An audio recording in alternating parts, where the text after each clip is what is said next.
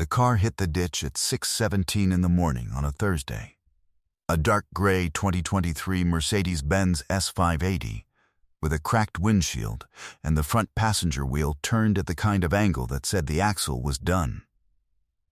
Colade Mensa Bright was already on the phone when the woman appeared at the driver's side window, standing there in the half-light in a pale yellow dress and rubber slippers.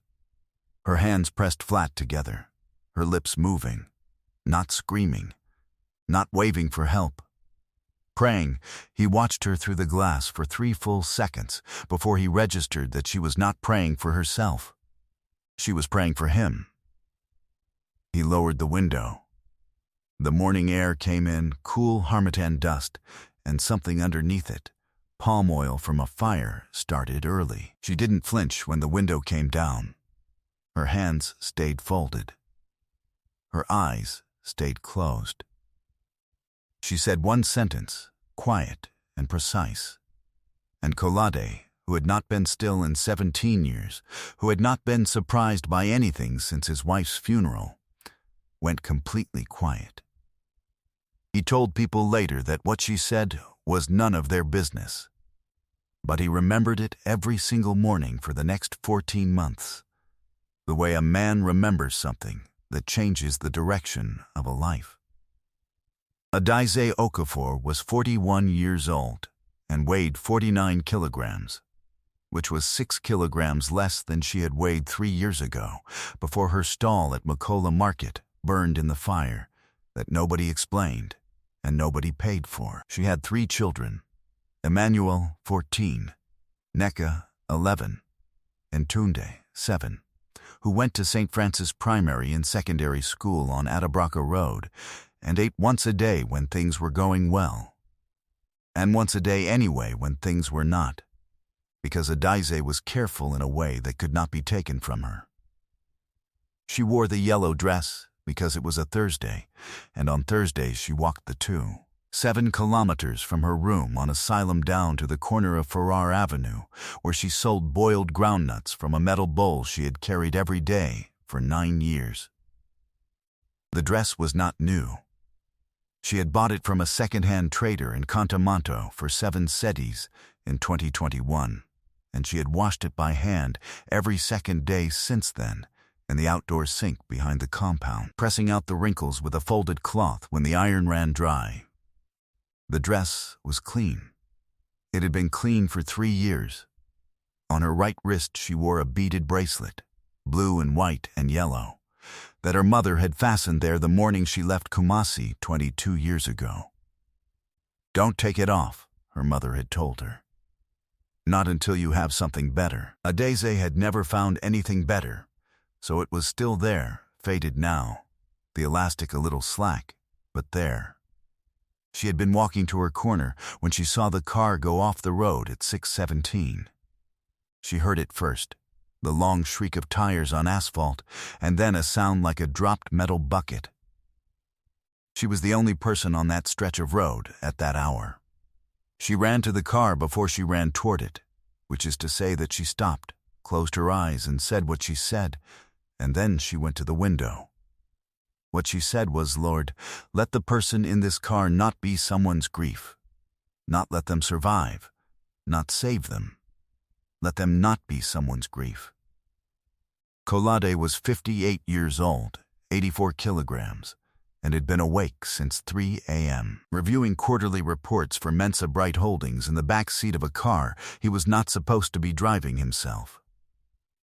His driver, Patrick, had called in sick the night before.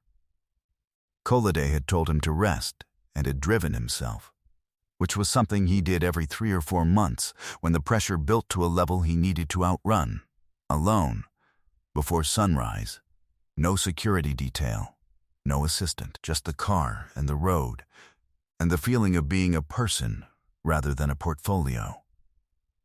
He had driven too fast on the curve past the water tower. The road was wet from overnight rain. His phone had cracked against the dashboard during the impact. He was not injured, a bruise forming already on his left forearm, a small cut below his chin from his chin hitting the steering column. He sat in the tilted car, looking at the woman praying at his window, and when he lowered the glass and heard what she said, he did not move for 11 seconds. He was someone's grief. He knew it in the precise way you know a thing you have spent years not thinking about. His daughter Surwa had died 7 years ago, and he had not been in the car with her, and he had spent those 7 years moving so fast that the absence of her could not catch him. He got out of the car. He stood on the road shoulder in his ironed white shirt with the gravel dust on the knees of his trousers, and he looked at this woman in the yellow dress with her rubber slippers and her metal bowl of groundnuts set down on the grass beside her. "How much do you lose," he said, "when you stop to help someone? I mean, in money. How much do you lose from your business?" She looked at him the way you look at a question that makes no sense at the time, but will make sense later. "The morning customers," she said. "Maybe 30 cedis, sometimes 40. He thanked her. He called his assistant Philomena on his backup phone and gave her the coordinates. He gave Adeze 200 cedis and asked for her name. She told him. He wrote it on the back of a receipt slip from the glove compartment and folded it into his breast pocket. Then he waited with her until his assistant arrived at 7:03, because he did not want to leave a woman alone on a road at dawn, which was a thing he would not have thought to do 7 years ago. Adeze walked to her corner.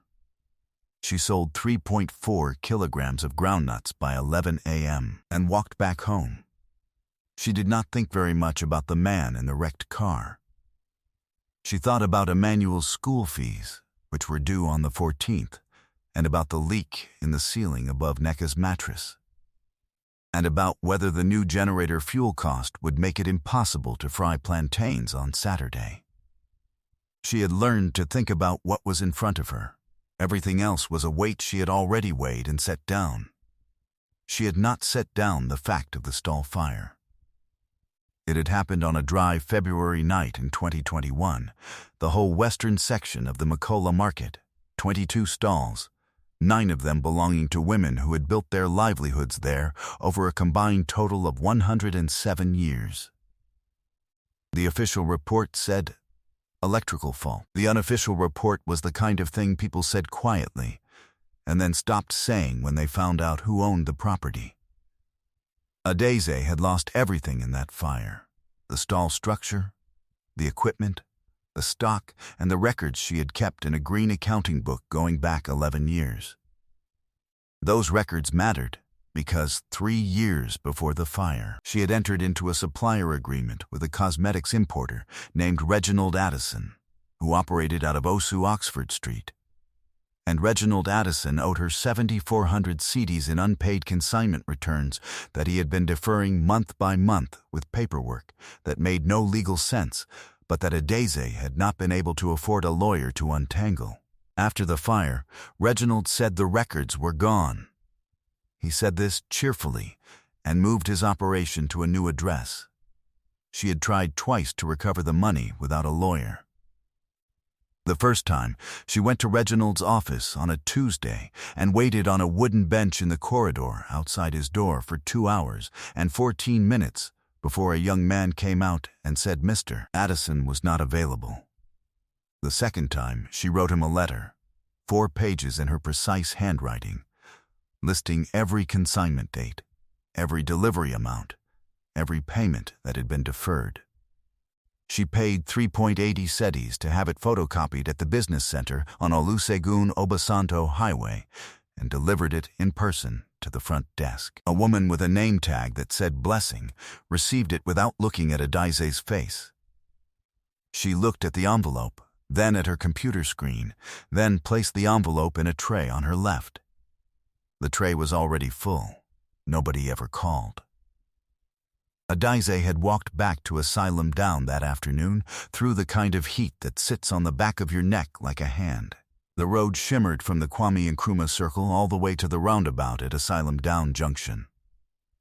She stopped at a standpipe to drink water from her cupped palm. She stood there for a moment with the water dripping off her chin, and she thought. Not with drama, not with tears, but with the flat, clear certainty of a person who has done the arithmetic, that she was not going to recover the money. That Reginald knew this, that the system he was navigating had been designed with exactly this outcome in mind. She pressed the bracelet against her wrist and started walking again. This was where the story that Adise did not know was a story had already been going on for 3 years before a dark gray Mercedes-Benz went off the road at 6:17 on a Thursday morning. If this story is already doing something in your chest, stay with me. What comes next is the thing nobody in Adise's life saw coming. Colade Mensa Bright's assistant, Philomena, was a precise woman who kept records the way surgeons keep instruments. Nothing ever out of place, nothing ever lost. When Colade gave her the receipt slip with Adise's name the following morning at the office, he told her only that he wanted to send the woman a proper thank you. Philomena was good at more than filing. She understood that a proper thank you from Colade meant something more than an envelope. She started with the name and location: Adise Okafor, Asylum Down, Accra. She called the community welfare officer in the Asylum Down district, who knew of Adise, who said she was the woman who organized the Mothers Collective for the school. She called the school on Atabraka Road, where a teacher named Mr. Asante said that Emmanuel was one of the sharpest mathematics students he had taught in 14 years, but that his fees were 3 months overdue, and the boy had been told twice he might need to stop attending. Philomena was not done. She is the kind of person who asks one more question when everyone else has stopped asking. She asked the school's administrator if Adise had ever mentioned a former business. The administrator said she thought there had been a stall at Makola. Philomena called the Makola Traders Association, who gave her the name of a woman named Auntie Comfort who had traded next to Adise for 6 years before the fire. Auntie Comfort was 67 years old and had been at Makola Market since 1989. She had a face that had seen too much sun and not enough shade, and a laugh that she deployed rarely and precisely, like a stamp.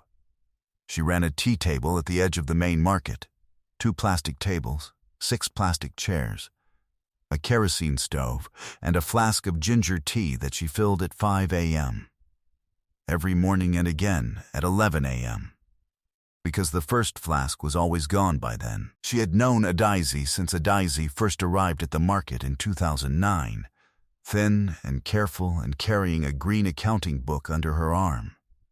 And she had watched her work, and watched her be cheated, and watched her not break, which Auntie Comfort considered to be the most interesting thing she had seen in 30 years of watching people.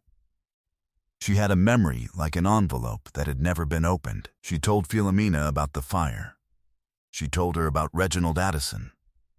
She said she still had a copy of the consignment agreement because Adise had given her one to hold the week before the fire, in case, Adise had said. Which told Auntie Comfort everything about what Adise had suspected, and nothing about whether anyone would ever do anything about it. She never asked me to do anything with it, Auntie Comfort said. She just gave it to me to hold. Philomena asked if Auntie Comfort would share it. Auntie Comfort said she had been waiting for someone to ask. Colade reviewed the document that evening at 9:47 p.m. at his desk on the 14th floor of the Mensa Bright Holdings building. It was a 3-page consignment returns agreement dated March 2018, signed by Reginald Addison with his company registration number printed clearly at the top. The outstanding amount was 7,400 cedis. Not a large number for the building Colade was sitting in, but a number that had been held away from a woman who weighed 49 kilograms and walked 7 kilometers every morning in a clean second-hand dress so her children could eat. He called his legal director at 10:02 p.m. He did not explain the situation at length. He said, "Tomorrow morning." First thing, I need you to explain to me what it costs to take a consignment debt recovery case in the commercial division. He said, not for us. For someone else. His legal director started to explain the process. Kolade listened for 4 minutes, then said, start it. The case moved in a world that Adaize could not see. It moved through a legal director's calendar, through a court filing system, through the commercial division's docketing queue. Meanwhile, Adaize moved through her own world. She was at her corner by 6:45 on Monday morning. The air had that thin, early week quality, cool still, before the heat came. Before the road filled with trotros and taxis and men selling phone credit through windows. She had 1 kilograms of groundnuts in the bowl and 47 cedis in the pocket of the green dress, which was what remained after she had bought Tondi's football a week early because the price was going to rise and she could see it coming from the face of the woman at the market stall. She sold well on Monday. She sold poorly on Tuesday because it rained from 11 a.m. until 3 p.m., and people moved faster when it rained and did not stop for groundnuts. She stood under the awning of the provision shop behind her with her bowl covered in a cloth and watched the rain come down on Farrar Avenue in sheets that turned the gutters into moving water. She was thinking about the ceiling above Netika's mattress. She was thinking about whether the patch she had put there last year with cement and a piece of board had held. She would check when she got home. The woman who brought Adaize the news was not Philomena. It was Auntie Comfort, who arrived at Adaize's compound on a Saturday morning at 9:15, carrying a paper bag with fried yam and shito and a look on her face that Adaize recognized as the look of someone delivering information that costs something. Sit down, Auntie Comfort said. Adaize sat down on the step.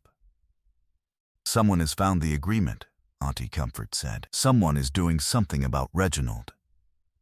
Adaize did not ask who. She pressed the blue and white bracelet on her wrist flat against her skin and held it there. Her face did not change. This is the thing about a person who has learned to survive. The arrival of good news does not land the way people expect. It lands slowly. It lands with suspicion. It lands with the caution of someone who has been given a gift that turned out to be a debt before. Who? She finally said. Auntie Comfort told her what she knew, which was not a name. It was a description, a man, an office, a legal firm that had requested the agreement on her behalf. Adaize went to see Philomena the following Wednesday at 10:30 a.m. She wore a different dress, a dark green one she had bought for her cousin's wedding in 2019. She had washed it the night before. She sat across a glass desk from a woman with close cropped hair and reading glasses who had a cup of peppermint tea and a folder with Adaize's name on the tab. You prayed for him, Philomena said. Not as a question. As confirmation of a fact she had already understood. I pray for everyone in cars, Adaize said. My brother died in a road accident, 2009, the Easter weekend. Since then I pray when I hear a car hit something. Philomena was quiet. She had not known this. Kolade had not known this either. The case against Reginald Addison was filed on the 9th of the following month in the Commercial Division of the Accra High Court. It was a routine debt recovery claim for 7,400 cedis plus interest accrued over 5 years at the legal rate, which brought the total to just over 12,600 cedis. Reginald Addison's lawyer attempted to argue that the document was invalid because the stall had been destroyed in a fire and the business registration had lapsed. The judge looked at the document for 40 seconds and told the lawyer he was welcome to try harder. Reginald Addison settled out of court on the 22nd of the following month for 13,100 cedis. His lawyer wrote the check. He did not attend the meeting. Adese was in the room when the check was handed to her. Philomena was there. The legal director, a measured man named Solomon, who wore a silver watch, was there. He slid the envelope across the table and said nothing, because Solomon understood that some moments don't need words any more than they need furniture. Adese picked it up. She held it the way she had held Emmanuel's first school report card, with both hands, lightly, like the paper itself was fragile, and the words on it were something she might accidentally use up if she pressed too hard. She did not cry. She had not cried at the fire either. She had stood in the market and watched the stall burn and counted the things she still had. 3 children, 1 bracelet, 11 years of receipts held in a copy she didn't know Auntie Comfort still kept. She had learned that counting what you had was more useful than counting what the fire took.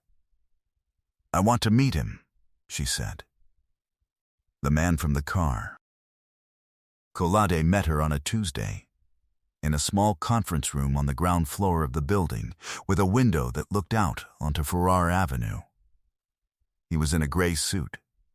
She was in the green dress. They sat across a narrow table, and he poured her a cup of water from a glass jug, and she said thank you, and they looked at each other for a moment in the way people look at each other when they have already spoken the most important thing and are just now meeting face to face. "You said something at my window," he said. "You said, let the person in this car not be someone's grief." "Yes, how did you know to say that?" "Not survive, not be okay, not be saved. Someone's grief." She looked at the bracelet on her wrist. "Because when my brother died, my mother became his grief.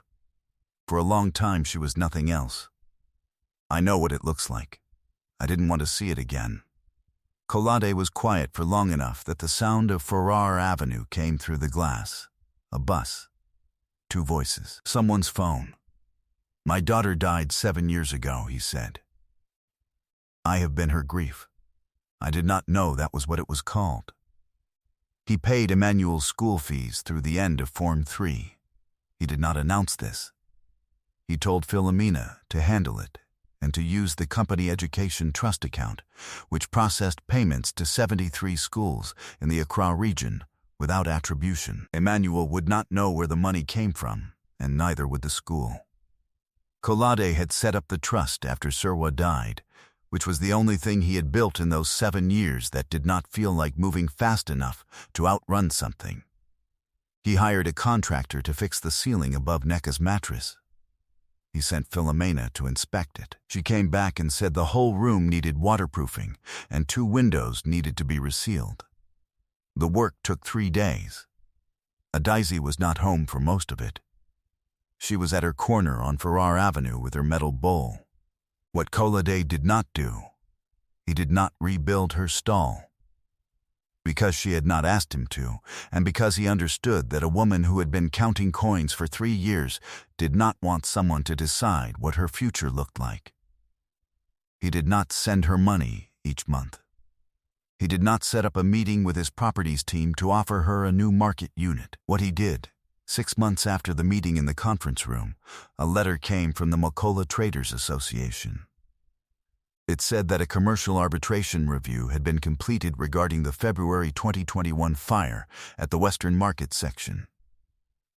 It said that 9 stall holders were eligible to file for reinstatement claims under a new market improvement program. It gave a filing deadline of the 15th. Adese filed on the 13th. She did not know that the review had been triggered by a formal complaint submitted by a legal firm that operated 3 floors below a 14th floor office with a window facing east. She did not connect it. She was busy. Emmanuel had passed his Form 2 mathematics examination with the highest score in his year. Aneka had grown 2 centimeters and needed new shoes.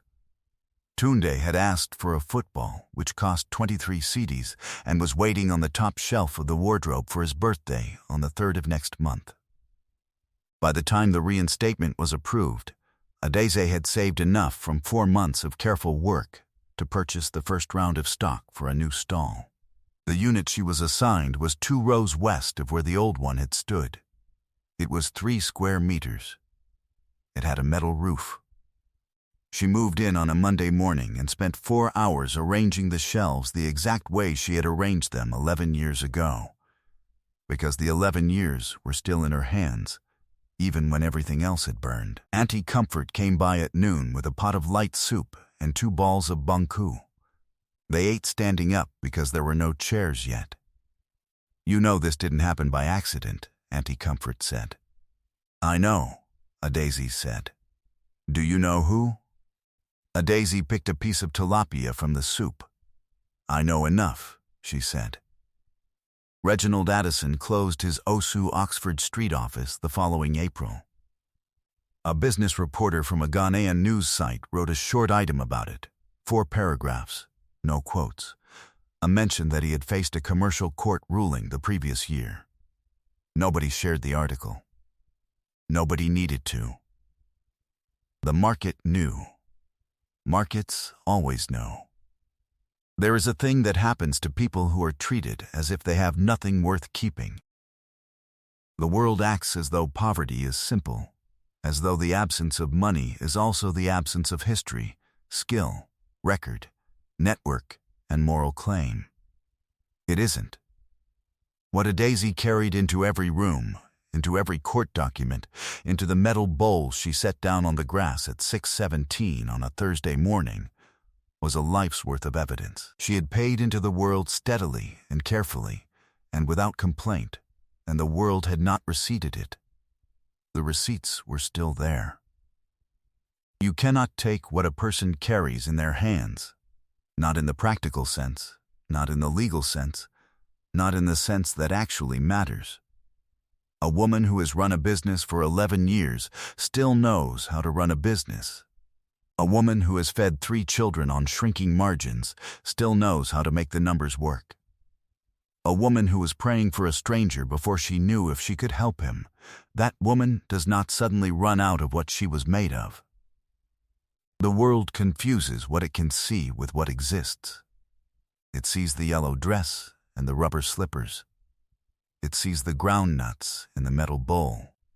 It does not see the green accounting book that was copied before the fire, or the cousin who knew a woman who had seen the arbitration process done before, or the bracelet on the wrist that had been waiting 22 years to be worth keeping. Kolade began arriving at his office earlier, not to outrun anything, but because the morning had started to feel different than it had for 7 years. He had been driving past Farrar Avenue at 6:15 most mornings since the accident. He did not always stop. Once, in November, he pulled over and bought a small paper cone of groundnuts from a woman in a yellow dress. He paid 10 cedis. She gave him change. Neither of them said anything unusual. He drove away and ate the groundnuts before he reached the building. He told Philomena later that they were the best groundnuts he had eaten in a long time.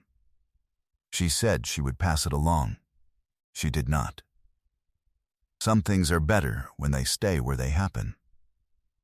Sirwa's photograph sat on his desk now, facing him. He had kept it in the drawer for 7 years. He was not sure exactly when he had taken it out. Sometime in the 3 months after the accident, during a Tuesday or a Wednesday, during the slow hours when the work gets done without ceremony and the world quietly agrees to keep moving. He had not stopped being her grief. But he had started being other things too. A man who drives carefully on wet roads. A man who listens to a sentence said at a window. A man who asks one more question when everyone else has stopped asking. The morning he drove past Farrar Avenue and saw the stall was back, he slowed. He did not stop. He could see a woman arranging something on a shelf with her back to the road. He could see the metal roof, the new sign, hand-painted, blue letters, the name Adaisy's on a white board. He drove on and arrived at the office at 7:02. He told Philomena nothing. She already knew. She had driven past it herself on the way in. If someone handed you everything that was taken from you, Not more than was taken, exactly what was taken. With interest, with the years it accumulated in someone else's care. Would you know how to begin again? Or would you spend a week holding it in both hands before you could put it down? Leave your answer in the comments. I genuinely want to read it. Subscribe for more stories about hidden strength, quiet power, and the people the world overlooks until they change everything. I'll see you in the next one.